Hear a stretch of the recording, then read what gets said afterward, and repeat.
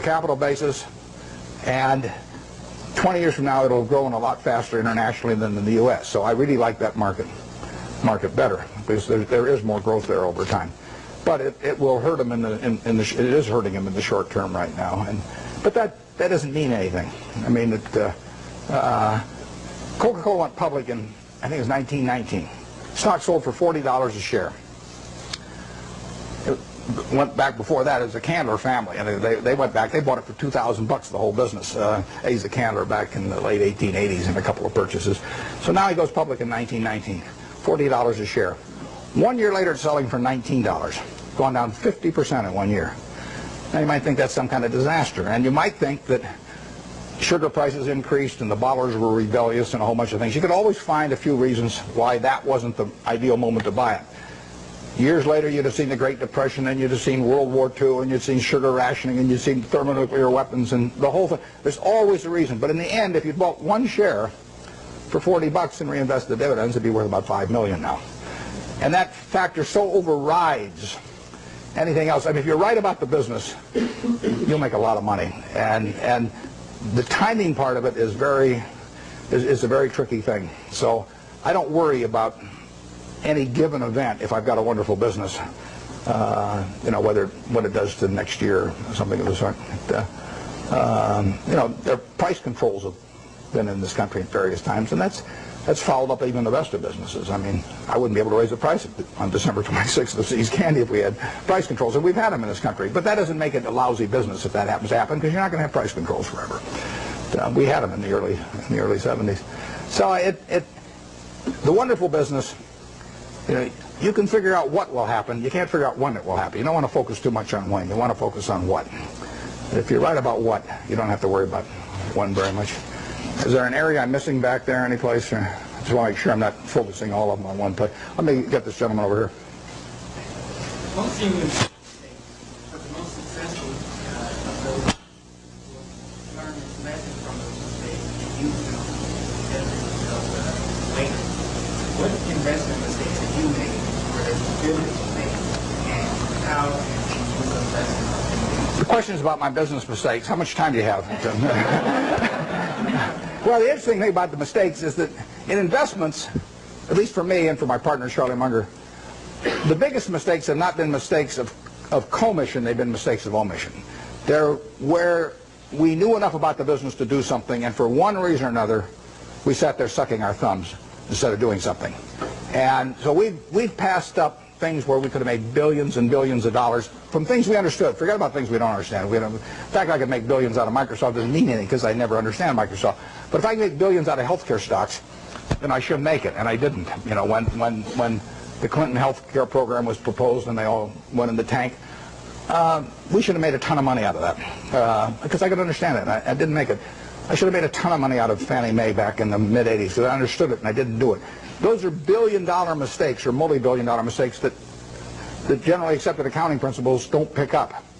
The mistakes you see, we made a, I made a mistake buying U.S. Air Preferred some years ago. I mean, I had a lot of money around. I make mistakes when I get cash. Charlie tells me to go to a bar instead. You know, don't hang around the office.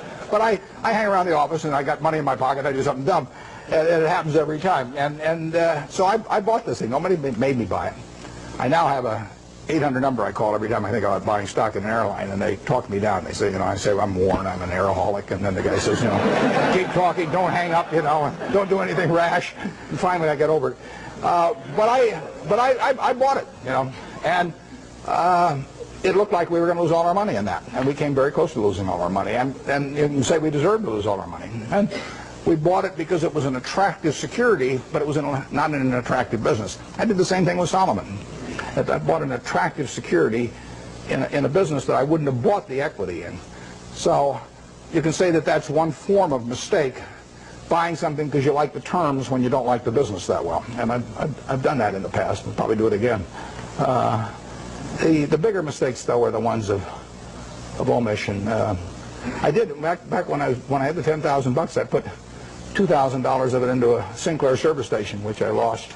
So my opportunity cost on that's about $6 billion right now. I've fairly big mistake.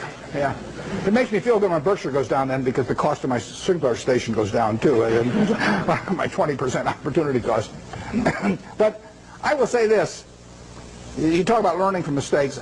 I really believe it's better to learn from other people's mistakes as much as possible. But we don't spend any time looking back at Berkshire. I've got a partner, Charlie Munger. We've been pals for 40 years. We've never had an argument. We disagree on things a lot, but we don't have arguments about it, and we never look back. We just figure there's so much to look forward to that there's just no sense thinking about what we might have. It just doesn't make any difference.